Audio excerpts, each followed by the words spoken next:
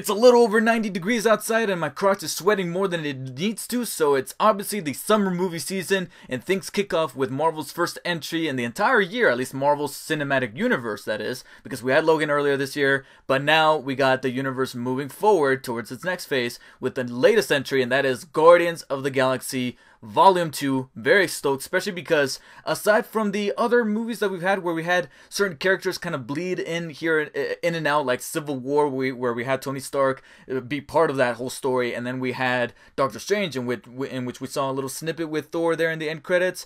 Guardians of the Galaxy is the one that we kind of haven't heard about in any form or fashion ever since the original 2014 flick, except for mentionings of the Infinity Stones and such like that. Finally, the crew is back, we're excited, and here I am to talk about it. Before I get going with the review, really briefly, I would like to thank you guys so much for making my recent classic review on the original 2002 Sam Raimi Spider-Man on its 15th anniversary somewhat of I will say, a rather cool and effective success, because I was not expecting it to get the reception that it did. It's now at a little over 200 views, it's gotten about a little over 20 likes, 20 comments, everybody's saying that it was a good video, it brought them back memories of going to the movie for the very first time in the theater, and having those great moments of that Spider-Man was able to bring. So thank you so much for making that video a success, and I'm hoping that later on down the line, especially this year, I will bring you guys reviews in that format with Spider-Man 2, Spider-Man 3, and who knows, maybe even Ang Lee's Hulk. I'm thinking about doing that, but it's still in the pre-development process, so still kind of thinking about how to come about that. But hopefully, if you guys are looking forward to it enough, I will bring it to you very soon. So here's the weird thing. Usually I start off a movie review by describing the synopsis or the story of what the movie is all about. That's going to be a little difficult with Guardians of the Galaxy Volume 2. It's actually one of those movies that I can't go too deep into the story for, because they did a very good job with the marketing material behind this movie to mask as much of the story as possible. And initially I thought that was just a marketing gimmick, like, hey, here's Rocket, here's Star-Lord, here are all the Guardians of the Galaxy, the crew is back, that's all you need to know. And I thought, okay, maybe that's because they don't really have that great or deep of a story to begin with, and maybe this is gonna kind of keep the trend going of how Marvel is able to do really great first movies, but then their sequels kind of suffer a little bit, like Iron Man 2, Thor the Dark World. They weren't the best of the Marvel cinematic universe has to offer. Frankly, however, that was not the case. It was because there's actually a lot going on in the story, and it takes so many turns and twists, especially with certain expectations. Certain characters and certain things that were presented in that trailer, you expect it to be one way, and then when you go watch the movie, it ends up being another. So all I'm going to say is that the crew is back, going on different adventures across the galaxy, and some of those adventures involve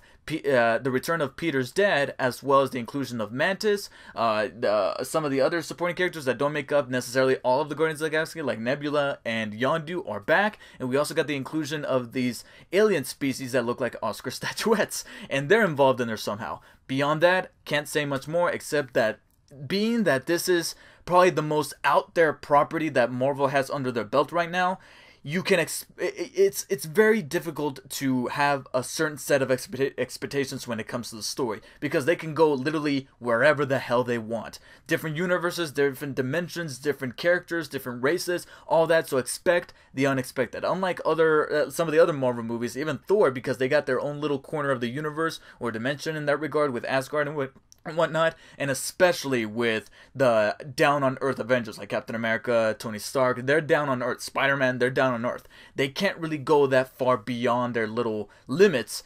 Guardians is the one that's able to break free from that, and the story does just that with certain expectations, as well as the visual cool gimmicks and the way that these characters go about on their adventures, because this movie is a visual marvel. The visual effects are still on point. You may complain that maybe there's a few too many, but they're done in such a creative way. It's not as creative as Doctor Strange, but just a notch underneath that, just a tiny little notch, to where I'll go as far as to promote IMAX for this movie. If you're gonna see a movie in IMAX this year, if you missed out on Logan, seeing that in the large scale format, Guardians of the Galaxy Volume 2 is definitely one to do, especially when there's certain transitional shots where they fucked around with the aspect ratio, and it's actually really fun. Starts off this way, and then something would pop out of the screen and actually leap over the black bars that you would see at the top and the bottom, and I'm like, oh shit, this is creepy. But you guys know me, I'm a critical motherfucker, so you can have as many great visual effects in a movie as you possibly can. No matter how dazzling they were in this movie, you also need to invest me with the characters and the story. Thankfully, Volume 2 is just that. It's an expanded volume of the first movie. People were saying that, oh, it's not as good as the first. I gotta disagree with some of you guys. It kept the heart, it kept the humor, and the characters are expanded beyond what they thought. Like, if you thought that you got a character down to a T after the first movie, this movie actually takes some of those characters and broaden them up without spoiling anything. Let's just say that Nebula and Yondu are the ones that kind of stand out the most, because we fleshed out our principal guardians at this point, but even they still get something because they're kind of tied in with these other characters. Peter is somehow tied over to Yondu, so they're going to explore that a little bit more, and obviously Gamora is Nebula's sister, so they're going to explore that much more, and they do that in this movie. That's something that a sequel always needs to do, not necessarily go bigger and badder and more explosions, more visual effects. This movie does in fact do that, and there's so many sequences where you're just like, oh, they just did that. But it also explores more from these characters and made me resonate them with more. And out of all of them, Yondu and Nebula are the ones that I'm like, oh my god, these guys are standouts. I would buy your guys' action figures. There's even a guy who was literally just in the background in the first movie. Like, just in the background, nothing. He was a nothing. And they took him and made him a character in this movie. I was like, holy shit, you did that? And Kurt Russell as Ego. Man, he was really, really cool, and he was very interesting. Can't say any more than that, because again, if you don't know that much about the character from the comics, then it's better that you don't know everything about him, because as the movie unfolds, you're going to be like, wow, that's not at all what I was kind of taken away from the trailers that I was seeing, and they did such a marvelous job there that I'm like, wow, you guys knew what you were doing all along. If I had to kind of nitpick things here and there when it comes to the characters, Mantis is mainly there to be that character that we've seen time before, where they're like very obtuse when it comes to certain jokes and emotion. That's kind of the joke, where they're like, oh, I took that literally, like kind of like how Drax was in the first movie. They kind of do that again with her character here. It works in certain scenes. In fact, there's certain scenes that she shares with Drax where I'm like, okay, I'm getting what you're doing there, because they were both kind of cut from the same cloth, but it does feel a little rinse and repeat in that regard. And a similar thing I can also say about Ego's character. Again, without spoiling anything, his character takes a turn that I kind of saw coming from a mile away, because that trope has been done in other movies and TV shows that I'm like, okay, I was expecting that.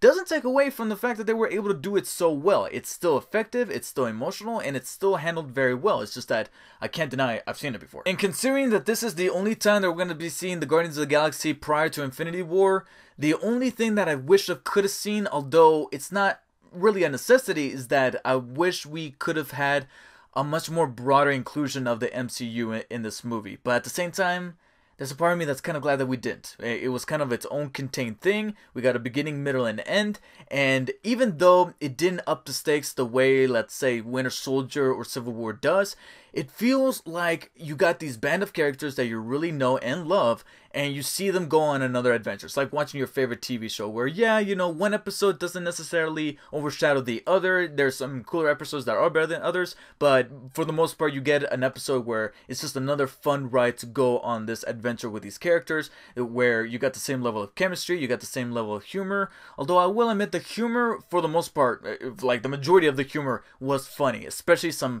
on-screen gags that just had me rolling, especially one involving warping from dimension to dimension that just cracked me the hell up. I just couldn't get it out of my brain after walking out of the movie. I was like, that was the most hilarious thing. And then the person I went to go see the movie with, they had another line that they took away from the movie that they just could not get out of their head because it was so funny. But for me personally, there were certain jokes that I felt like they were dragging just a little long, especially when they revolve around sarcasm and not getting a joke where the whole joke is about sarcasm in and of itself. It's like, okay, guys, I get it. You know, the definition of sarcasm is when you use that. You know, I don't know. I just felt like they dragged it just a couple seconds too long. But again, that's me being a humongous nitpicker to the point where I'm even annoying myself at this point. All I know is that so many outlets were making it seem like this movie was not on par with the first. I gotta disagree. I feel like I can watch this with the first one back to back and I will not notice the difference because they're both very fun movies in this own corner of the universe that the other movies don't really touch upon. And I just feel like I can revisit this movie again very soon. Truthfully, I was thinking about giving it a very high 8 out of 10, to be quite honest with you. But if I haven't said this already before, I'll say it now. If you haven't heard me say it, I'll say it for the record here. If a movie is able to make me choke up on the verge of tears, then I gotta give it that higher rating. You know, gotta bump it up a notch, slightly over to, and kind of round it out to the next rating possible. Because at the end of this movie, yeah, you have your moments, whether you're watching a movie or a TV show or just something that you're watching on Facebook or whatever that's supposed to be like a tearjerker thing. You feel like you can make it through, but then you catch yourself and you feel that lump in your throat or that sensation in your stomach, like you're gonna throw up, and you're just like, don't cry, don't, you gotta be kidding me, you're not gonna do this. And I had to give myself a Charlie horse. And of course, Baby Groot. He was the BB-8 of this movie, where they didn't use him too much, but they didn't use him too little. He was in there, the perfect amount, and I commend you, Disney, for doing that. So I'll be giving Guardians of the Galaxy Volume 2 a very, very, very, very low 9 out of 10. Because my enjoyment for this movie was just exceeding past into the credits with its 5 end credit sequences. And at one point I wanted to complain, to kind of nitpick the end credit sequences as well, because again, not tying too much over to the MCU, I wish we could have gotten more out of those. But at that point, we're starting to sound like spoiled brats. Let's just take the fun that we can get out of this movie and just roll with it. So please let me know in the comments below what you guys thought of Guardians of the Galaxy Volume 2. If you guys were expecting a lengthier review, then please stay tuned later this weekend or well into next week, where I'll bring you guys my spoiler discussion over on Guardians of the Galaxy Volume 2, because at this point that's all I can really talk about. But trust me, there's enough here to digest that video might end up being another 20 to 25 minute video. God forbid it will be, but please stay tuned for that, and you can do so by hitting the subscribe button down below and making sure that you support this video by giving it a thumbs up, sharing it with all your friends, and of course comment on your feedback about what you guys thought of the movie. What was your favorite part? Do you think it was better than the first one, or do you think that it kind of set your expectations lower for the rest of the MCU leading into Infinity War? With this year we got Thor Ragnarok, Spider-Man Homecoming, so many big things to happen within the universe that I'm really excited about, and this movie did not necessarily dissipate that. Of course, if you want to poke more into my cerebral cortex without the need for anything else beyond that, again, I can't talk about the movie that way, then please make sure to follow me on Instagram and on Twitter at DarkSpiderDavid. That is my handle right there. And again, if you have not done so, then please make sure to check out my retrospective classic review on the 15th anniversary of the original 2002 Spider-Man, now available on my channel. Until next time, guys, take care. I will see you all later.